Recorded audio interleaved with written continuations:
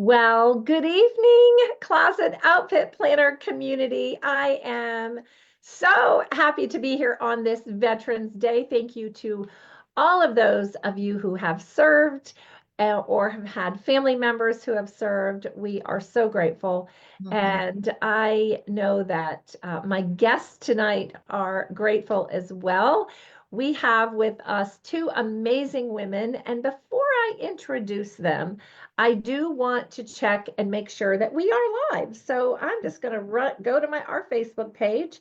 I'm going to pull it up here and we are going to take a look and make sure. Oh, yes, indeed, we are live. So excellent. Yeah. All right. So thank you so much. Well, we have two beautiful ladies. I'm going to let you introduce yourselves and then we're going to get into the night. But let me just tell you a little bit about these amazing women. And I don't know if you can see both of us tonight on the screen or if you're just seeing one at a time, me and then them.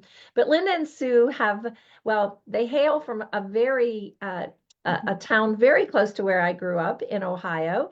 And they have written a really unbelievable book. But here's the thing, before I even get into the book, they have both had the Closet Outfit Planner. They have used the Closet Outfit Planner. I have advised them on outfits for their photos. In fact, I Mhm. even think I advised you on what to wear that's on the picture that's on the back of your book. You And did. so did I? Okay, Yeah, great. you did.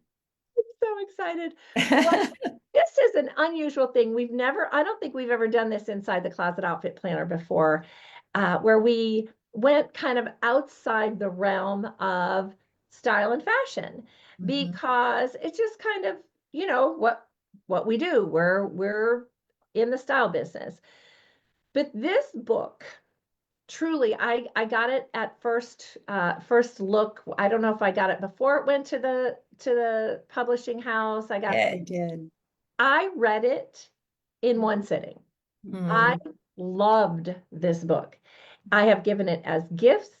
I probably should give it to gifts as gifts to people who are not perfect hostesses, but that's who I'm giving it to because it's such a gift, I think, to be a great hostess. I'm not really, I don't know. I don't know that I'm a very good hostess. But after Mm. reading your book, I was like, I need to become better at this Mm. because it's perfect in time for the holidays.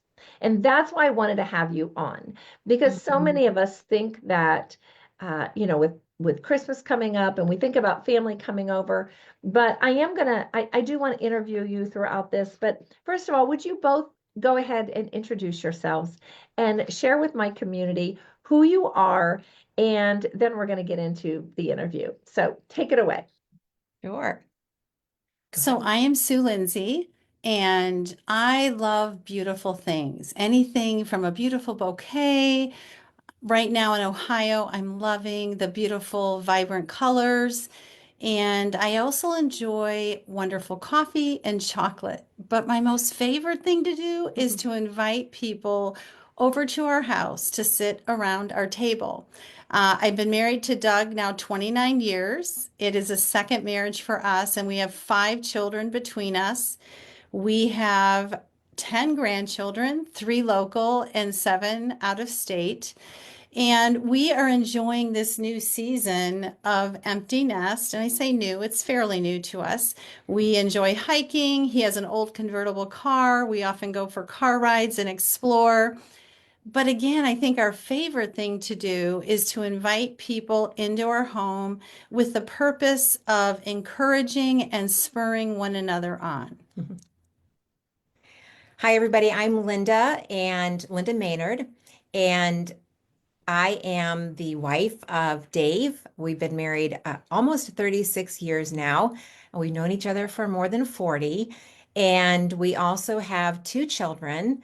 Our daughter Hannah is 25, and our sweet son Noah went to save a seat for us at God's Sublime Soiree, and we'll tell you a little bit about that You can find out a little bit more about that in our book. Mhm. But I'm a journalism major who chose journalism because since I was a kid living in Stowe, Ohio, we used to gather around my aunts and uncles' dining room table or my parents' dining room table, all of us together, and we would just tell stories. We would tell stories about my parents and my parents' history or um, funny things that happened at school, whatever it was, but just storytelling was such a fun part of our family traditions.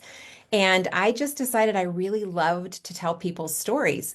So I became a journalism major, and I've just been basically using writing as a tool for sharing other people's stories ever since. And the Sublime Soiree has been a wonderful opportunity to write even more people's stories and write God's story too. Oh, thank you so much. All right, so let's get into the party. So let's get into what we're going to do tonight. And so, first of all, tell me why you decided to write this book, and is it your first book?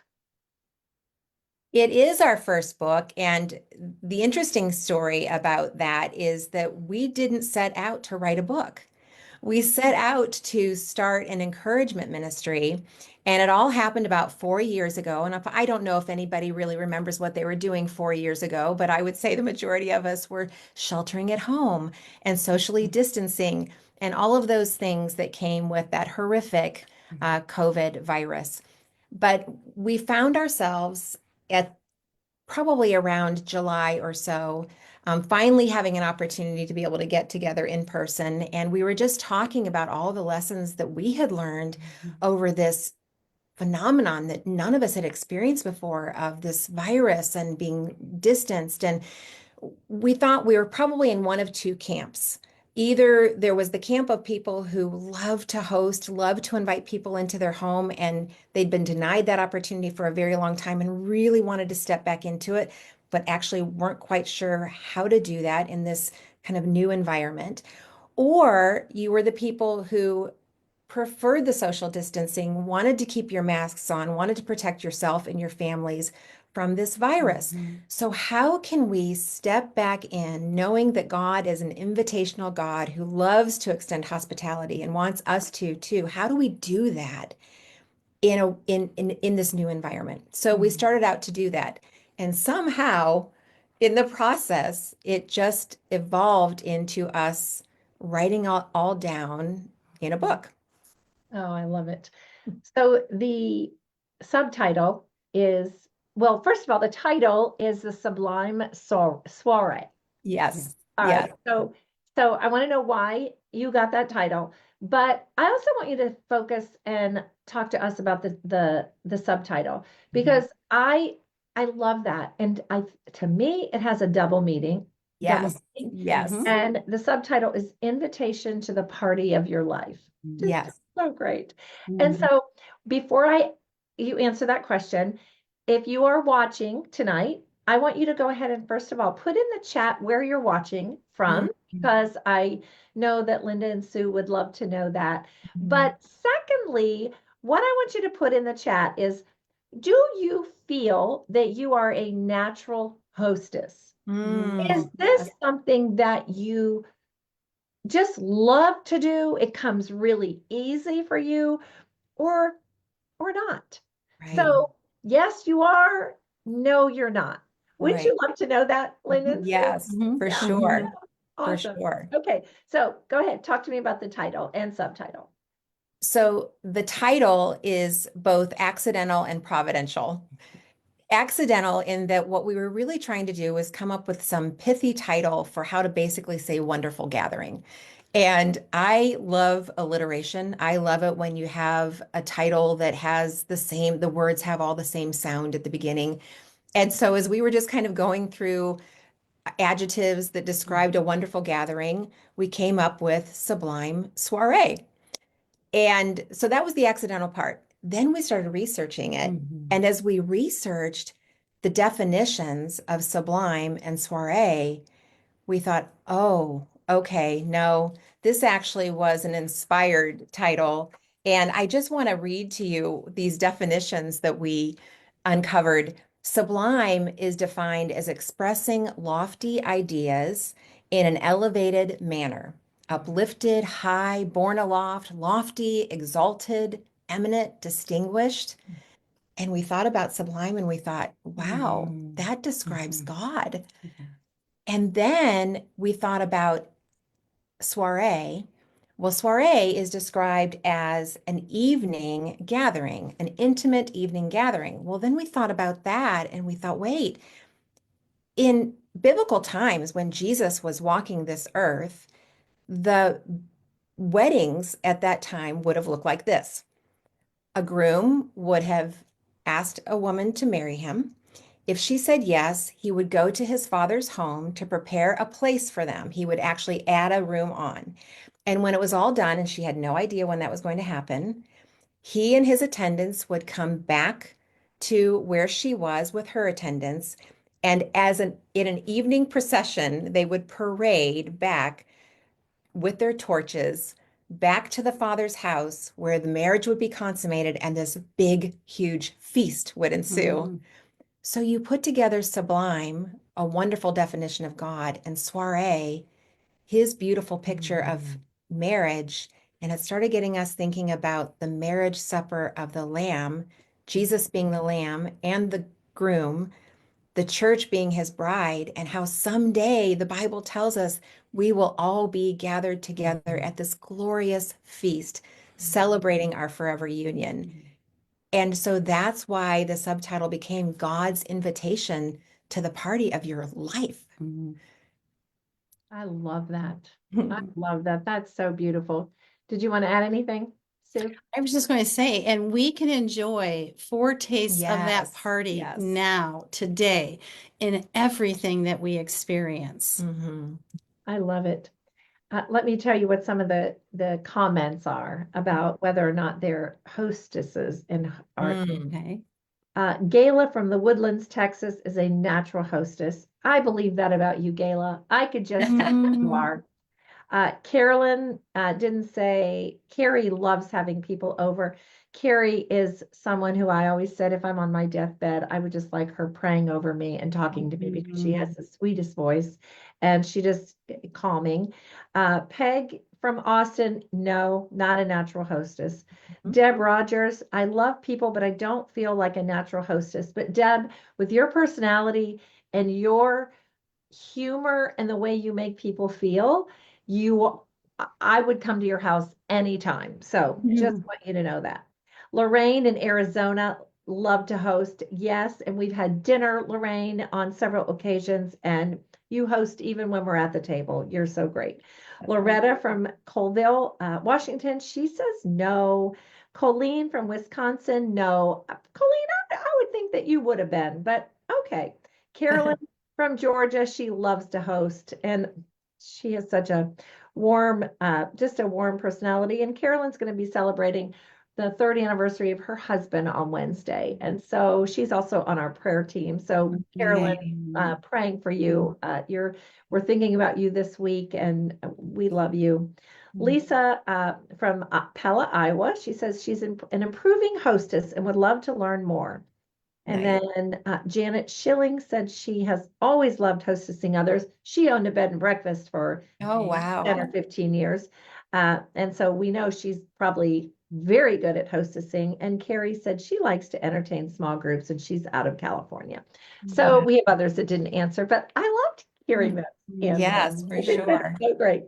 All right, a couple other questions. So you may have touched on it a little, but let's get a broader picture. What are the major themes of the book? So, over the past 3 years, we have been exploring this idea of hospitality.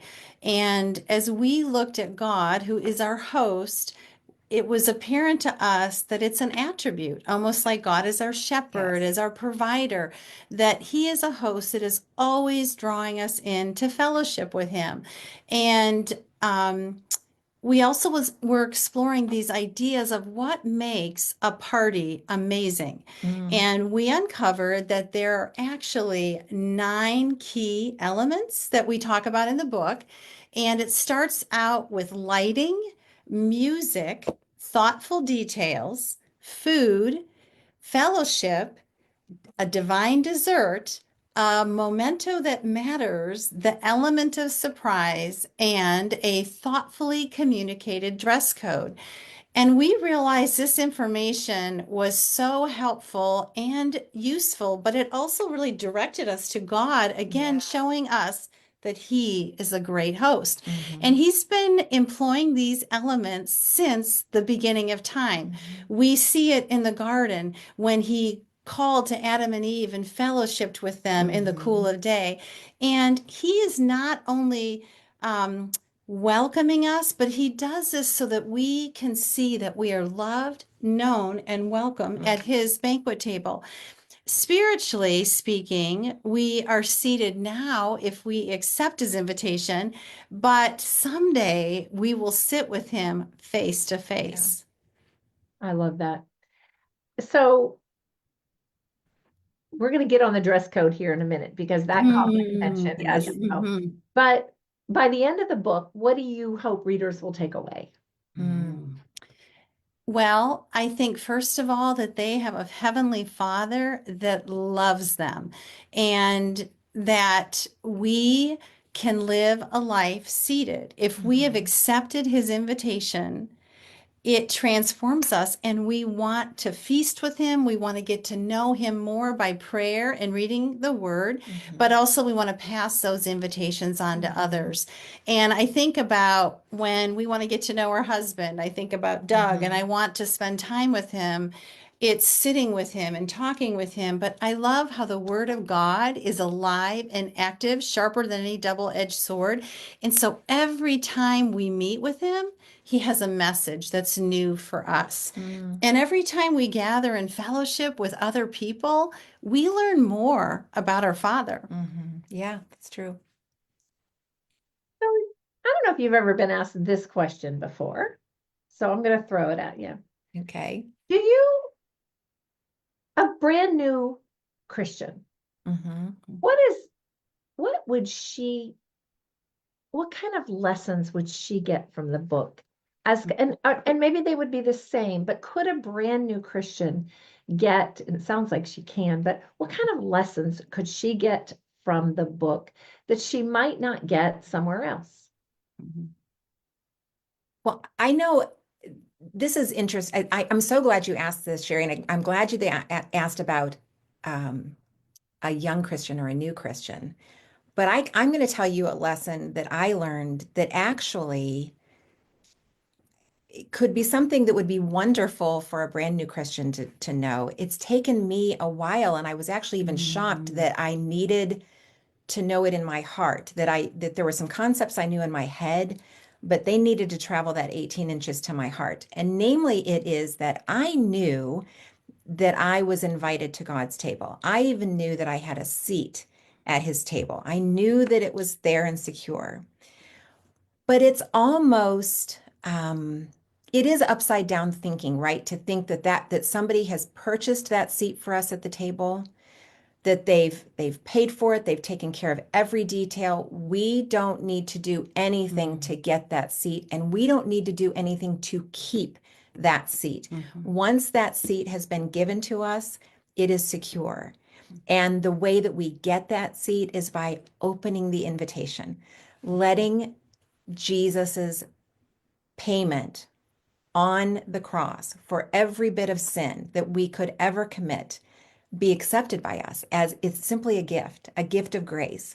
And that once we've taken that seat, we don't have to strive anymore. We don't have to work hard in order to keep that seat. See, I always, somewhere in the back of my mind, thought if I don't keep striving, if I don't keep working, oh, that seat might get pulled out from under me. And I was a little bit performance driven.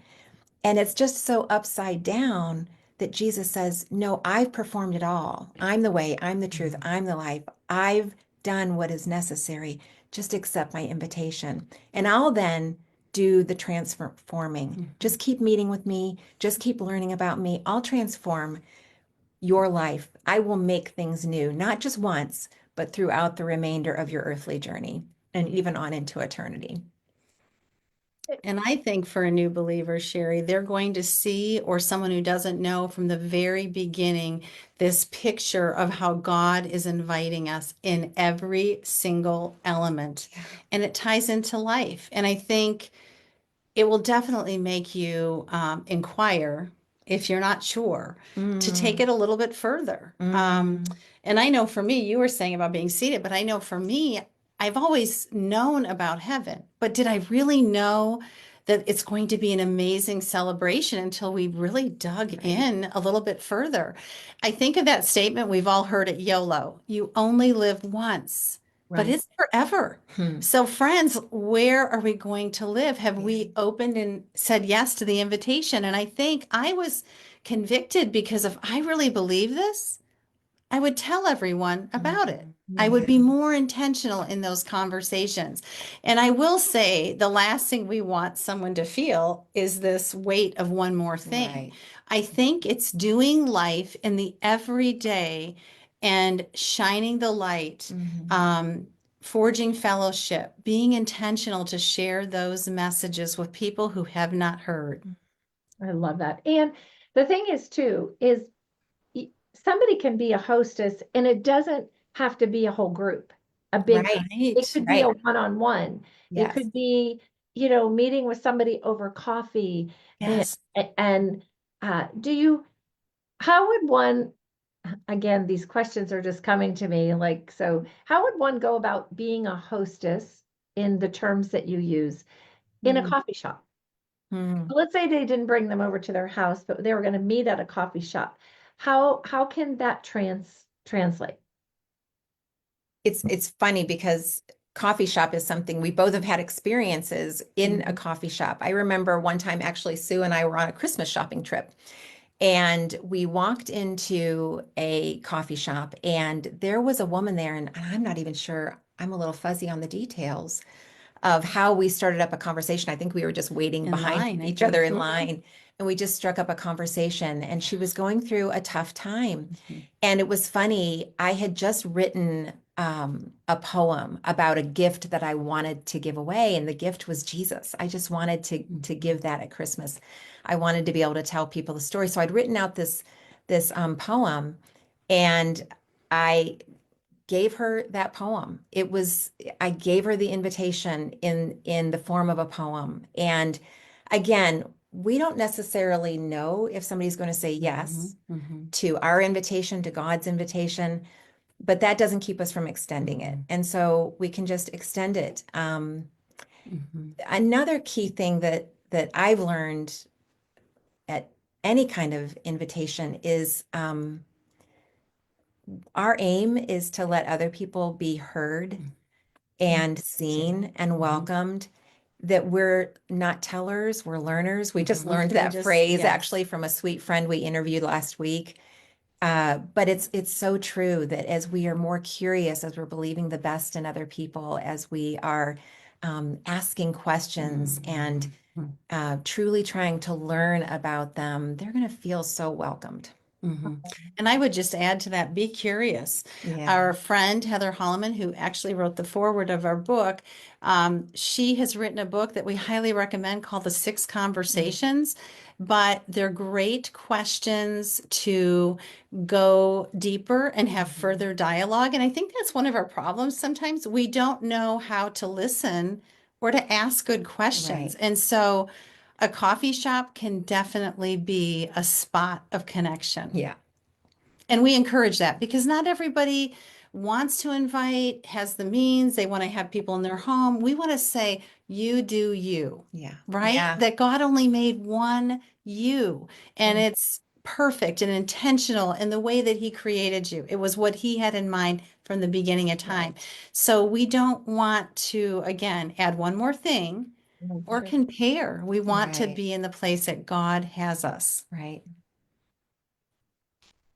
How did you go about co-writing this book?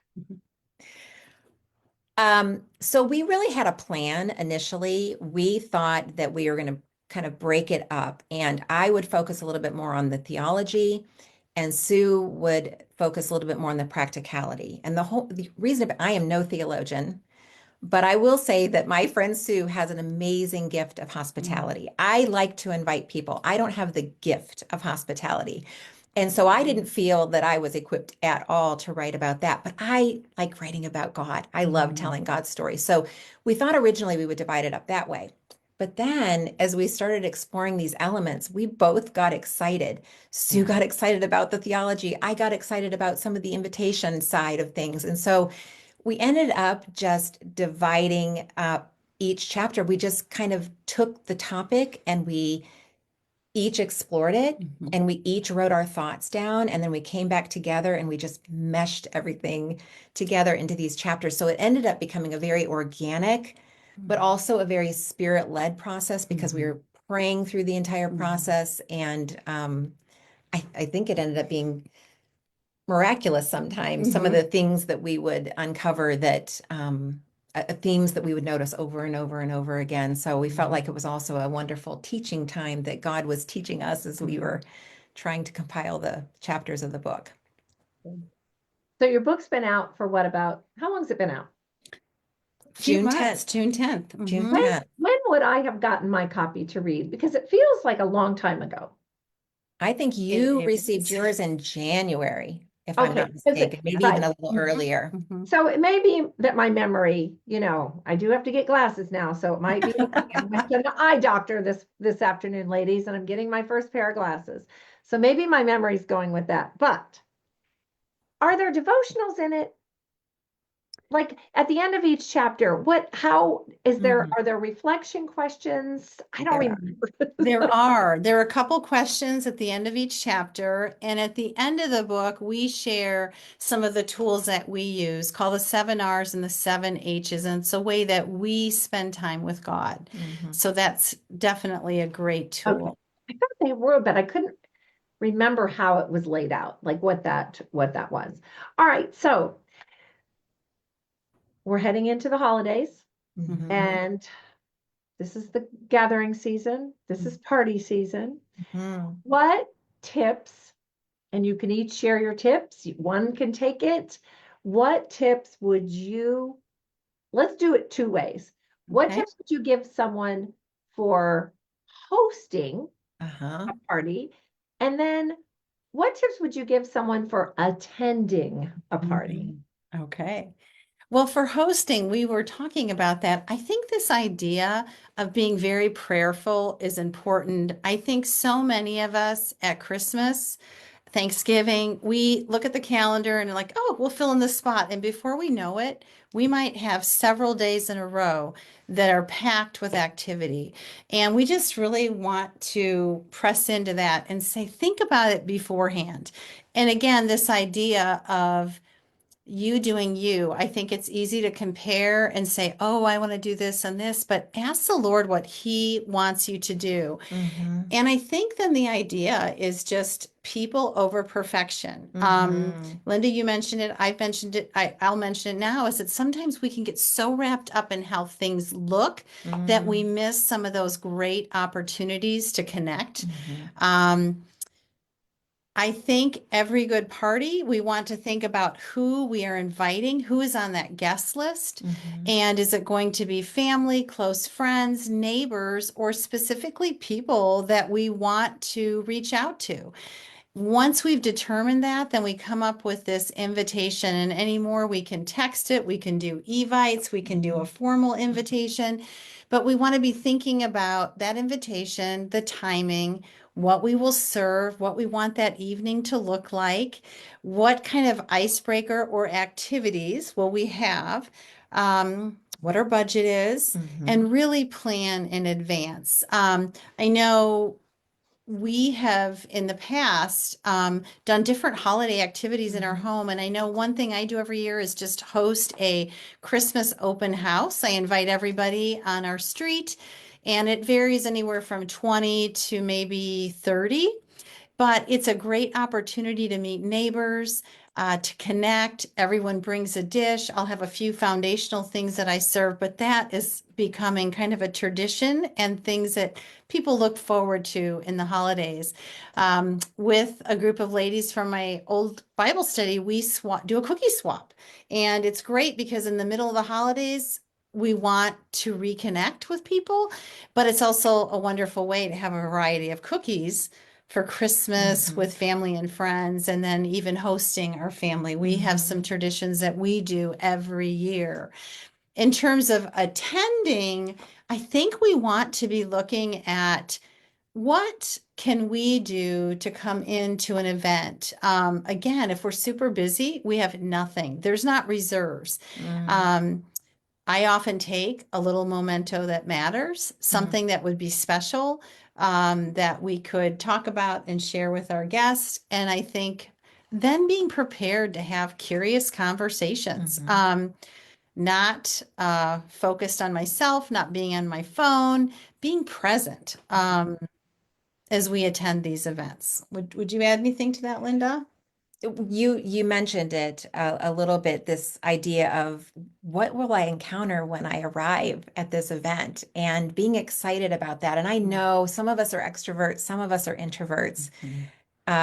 Some of us may have the opportunity to meet a lot of different people. Some of us might want to focus on just one because that feels a little more manageable. But just going into these gatherings with this idea of who do I get to meet, and being excited about that and believing the best in those people, like I was mentioning earlier. We heard a recent talk by Heather Holleman, actually, at a conference that we were attending, and she was talking about how the circumstances in our lives aren't the story. It's the people that we get to meet. That's the story.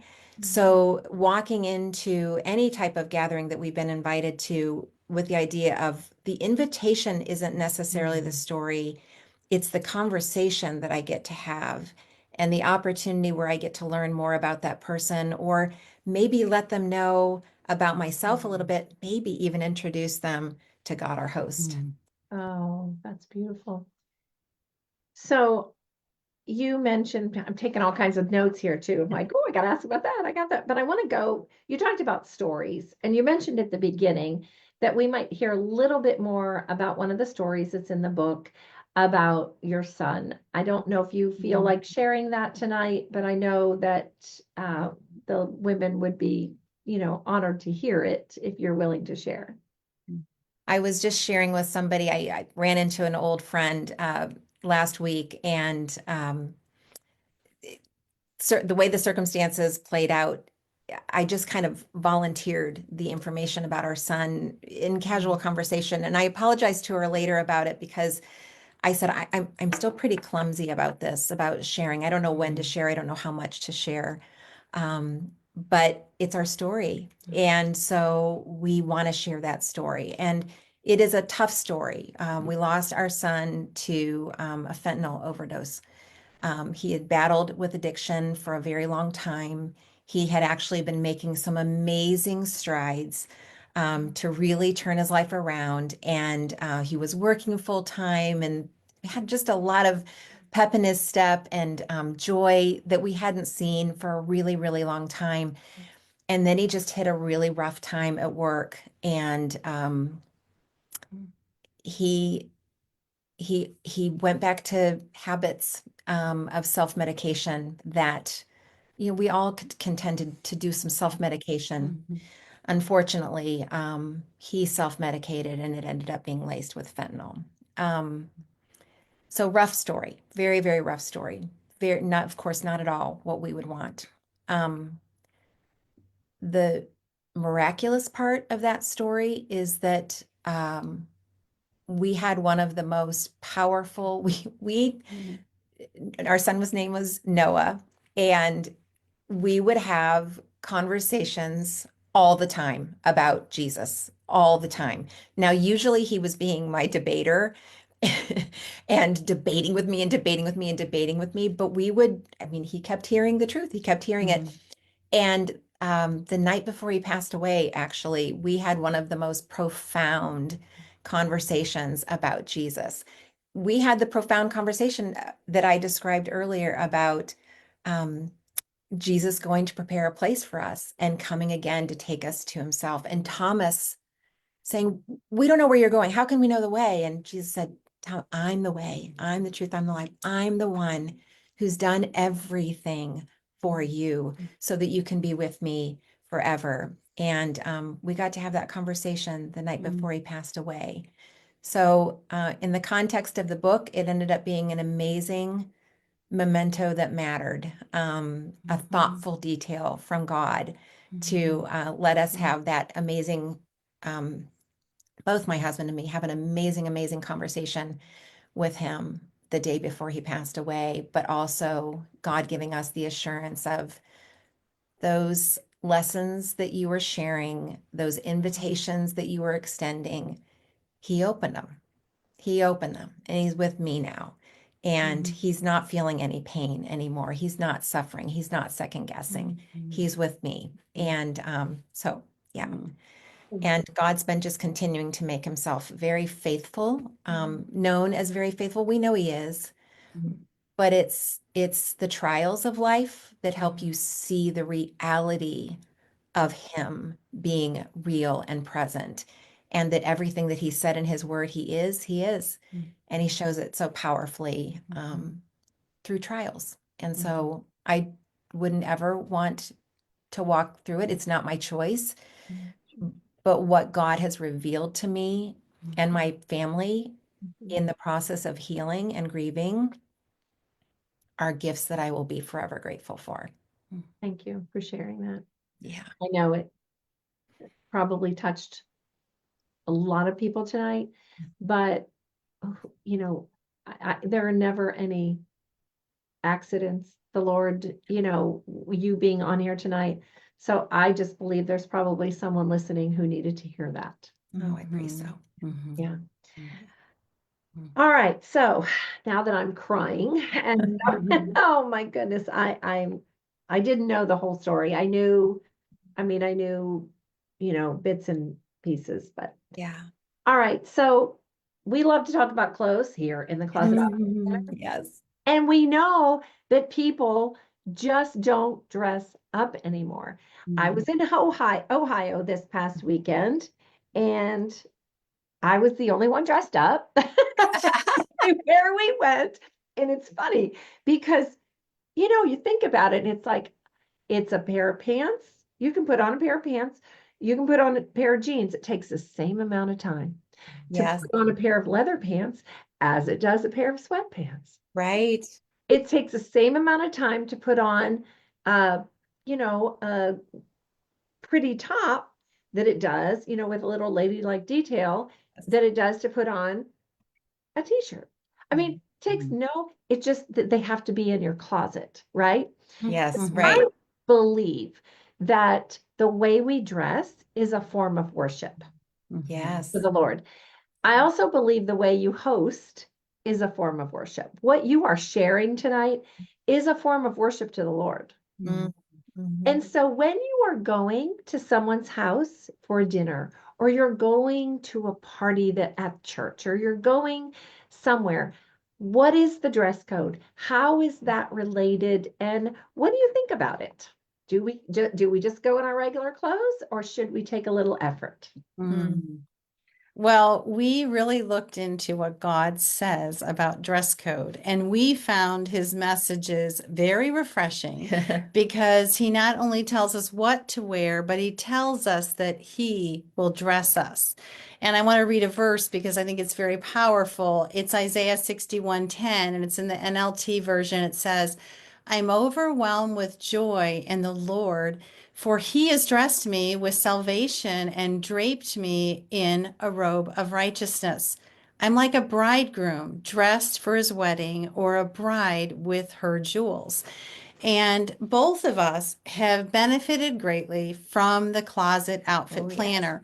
We like to print ours out. I didn't tell them to say that, lady. Oh, no, No, you didn't. No, they were saying it. We like to print our closet planner and go through our closets. And it makes me think of my daughter because she is a fashionista, and she has an art of helping us know what needs to be retired.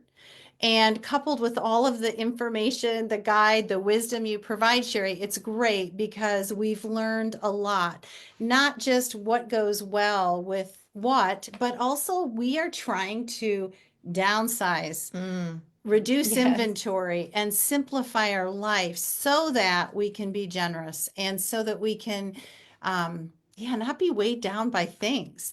So we really have found God's messages so valuable. And it makes me think of another scripture in Colossians where he says that that we are God's chosen people and that we are dearly loved. And we clothe ourselves with his compassion and kindness and humility and gentleness and patience. And we both want to say that we want more of him and less of our wardrobe. Mm. That doesn't mean to go dress modestly anywhere, ladies. No, Watching. no, no, No, no no. nakedness. Yes. Except for before the Lord. Yes. But like what you said, Sherry, I think that again, if you look at God as our host from the very beginning, he was so intentional and precise and perfect. And when we're out, we want to display him. We don't want to show off. We don't want it to be about us, but Right. we do want to be an image bearer, a bright reflection of who he is. So I And think how can does that look matter. practically?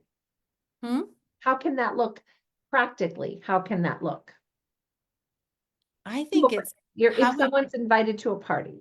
yeah. Yeah, so we have something in the back of our book, which is really fun. It's a party guide. And when we were doing this exploration into dress code, one of the things that we discovered is that invitations are the format to articulate a dress code to your guests. Oh, And I realized that's kind of a lost art. I mean, as we were researching, we thought, oh, we didn't really know this. And the reason we know that we don't know this is because I hope most everybody that we're talking with is like Sue and me, who we call each other and our other friends and say, "What are you wearing?" Because of none course. of us knows what we're wearing because we're confused. It's not really articulated. So we put together this party guide, and it has all sorts of different ideas for different kinds of parties that you could hold, everything from casual to white tie. But it also gives you a sample invitation and the dress code that goes along with that particular event so that you can see on your invitation how to be able to articulate what you're wanting people to wear. So the guessing game goes away. I had a sweet niece who just was married this past, and actually we went to, you and I went to a wedding earlier in the summer, and then I went to my niece's wedding this summer. And both of them in their invitations gave us a dress code, and it was a little bit more specific than the typical. The one earlier this summer, they wanted only their siblings to be in their wedding party, but they had a lot of great friends that they wanted to recognize and wanted them to stand out. So they made their friends their something blue, and they asked the rest of us not to wear blue so that they could just stand out as the something blue of that wedding. We just thought that was pretty creative and Very yeah, creative. really fun. Not everybody followed the dress code, but it was still really fun. Because blue. I mean, a Right. lot of things are blue, right? Yeah, Yes. yeah, yeah. And then my niece is interior designing major. That's what her background is. And so she had kind of an aesthetic that she really wanted. So she asked all of her family members to extended family and friends to wear one of four colors. And they were easy. They were black, dark gray, silver, and dark blue. And that just gave this beautiful aesthetic for the wedding. So articulating that on your invitations, whether it be just, you're talking to somebody, you're calling them, you're sending out a text message or an evite or something that they receive in the mail, it's a really important step so that people can just feel comfortable as they're walking in. They know what to expect. Yeah. Oh, that's great. Last year, it was around this time, I would say, maybe October. I was talking with a group of friends. In fact, we were like, they were one of my first prayer groups I was ever in, Moms in Touch. Remember Okay, that? yes. But I don't even think it's called that anymore. I mean, our kids were Luke was in seventh grade or sixth grade. He's going to be 30 this year. So, that's how long ago. But I was talking to them. I said, one of the things I miss is that when I lived in Miami, I live in Charlotte, North Carolina now, but when I lived in Miami, we always had parties on during the weekends, and it didn't have to just be a special occasion, we had this group of friends, and, somebody would host this weekend, and we Uh-huh. always dressed. It was always just a really nice, it was lovely. I mean, the table that we set the tables, used, Yes. china. I mean, it was just so fun. And I said to my girlfriends, I said, nobody does that anymore. Yeah. And so we said, let's do it. And so Yes. Yes. Patty decided to do it. I ordered the invitation, so she hosted at her house. Her husband is a chef, so Oh, he Wow. catered a dinner for us. And oh. there were, I think, 6 of us, and the table was so beautifully set. And I Mm. also did the name cards. So maybe I do Uh-huh. have a little hostess in me after all. Yes, you do. It sounds like it. Mhm. But we put the dress code on the table, Mhm. and or in the invitation, I forget what I called it, but it was, not super fancy, but it was, dress in your, as if you were going to a Christmas party, Mhm. not, just like a nice evening, after 5, I think I said. Mhm. Anyway, it was so lovely.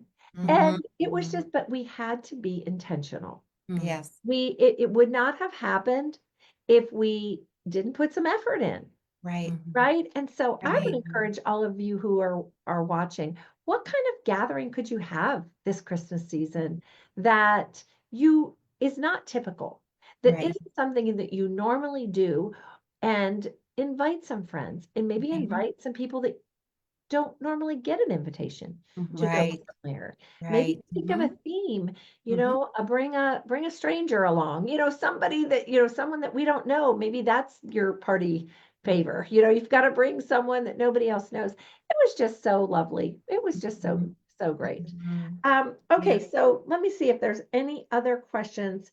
Do you have anything else you'd like to share about the book that we haven't touched on? Well, it's funny that you had mentioned earlier that some of us feel like natural hosts, and some of us still feel like we're getting our sea legs on Yeah. hostessing. And so we just want to suggest that the Sublime Soiree, God's Invitation to the Party of Your Life, might be a great Christmas gift, either for the hostess who she's just, she can do it with her eyes closed, or Mhm. that one who's still learning, which is me. Mhm. Um, and that you can do that by, we provided you, I think, Sherry, a QR code.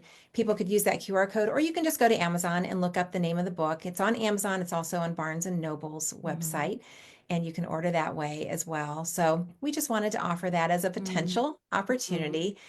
The other thing I wanted to share is in the book, we mentioned that we have this party guide, but we also actually have a full color version because pages in the book are black and white.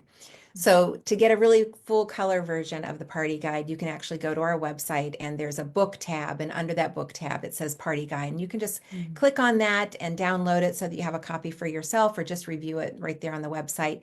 I think we sent you a link, but You did. great. Yes. Mhm. Okay. So And that's Mhm. so, something and people can that's free. That's free for them to. Yes, Mhm. Mhm. absolutely. All right. Yep, And they that's would go to, okay, so I'm going to touch on both of those things in a minute, but are they going to the sublimesoiree.com? .org. Org. Dot It's org. All right. .org. So Yes. Mesa has put together a wonderful graphic for all of Wonderful. you who are watching, with a link to their book, Great. and she has a link to the party guide. And Wonderful. so after we are through here, she's going to go ahead and post that inside the group, so you can just click over to it. But what I would say about the book, it's hard to find unusual gifts. Mm, And I think this is a great hostess gift. Mhm. Like I said, I've given it to some of the women of places that I've stayed, and I've wonderful. mailed it to them Mhm. because they've been such great hosts to me. And Yeah. I just think it's a way to honor them. Like, I thought about you when I read this book, right? Or I Mhm. thought, Yes. and so what a great gift. What a great gift for your women in your Mhm. Sunday school class, or if you need to buy 5 or 6 gifts Mhm. for different people, different women in your life. And I like it because it's different. It Mhm. talks about Jesus, Yeah. Mhm. and it's practical as Mhm. Yeah. well. Mhm. And so Right. it just hits all the steps. And Mhm. hey, everyone should get it for themselves, because we all can learn. And like I said, I'm not a great hostess. I don't think, but I learned so much in it. And it was just so Wonderful. pleasing. And I think I wrote one of your testimonials, you know, Yes, yes, endorsed your yes, book. you did. It's in I Yeah. the just, book. I just loved it. I really just loved Mm, your book. Thank you, And Shari. that's one of the reasons I wanted to have you on. Like I said, thank you. we've never done this. I mean, when we had our VIP community, we used to have Bible study teachers on, but we've never done anything like this. Mm, So, thank you know, the Closet Outfit Planner is a very special group of women, those who are in here. And so, when you get the book, please post it, girls, inside the community and let us know what you think. I would love to know your takeaways. Yeah. But so where else can our viewers find you? So we're also on Facebook and Instagram and Mhm. YouTube under the Sublime Soiree. And the fun thing about our YouTube videos is that we do interview some experts. Shari, you're one of the people that we interviewed. And so we definitely pass along expert advice. But we've also been interviewing people who are just you and me. You just we're just trying to live our life invitationally. And we have met some extraordinary people Yes. who have just stepped out in faith and tried to live invitationally, and they have learned some really neat lessons, and they've been willing to pass those lessons along to us. And it's just been inspiring and encouraging that it really is just that step of faith, and God will meet you where you are and take it to the next level. It's like the farmer who sows the seeds. You know, you don't know what's going to come up. Well, you can extend the invitation and you don't know who's going to say yes, but just keep extending them. That's wonderful. Well, thank you for being with us tonight. I Thank probably gone over I thought we'd be like 30 minutes here. We're an hour in. So, Oh boy. Wow. Thank you so Time much. flies when you're having fun, for That's sure. right. Yes. and the book, I think it's like 14.99 on Amazon or somewhere. So it's not like, you know, it's not expensive. Honestly, I just love it and think about it, ladies, for gifts through this season because it's something unique that no one has read Yeah. before. So it would be a unique gift for someone. But anyway, thank you, Linda and Sue. I Well, appreciate it thank Thank you you. so so much. You spending much. time inside our community, and I hope to see you soon. Thank Thank you so you. much. Bye, all. Bye.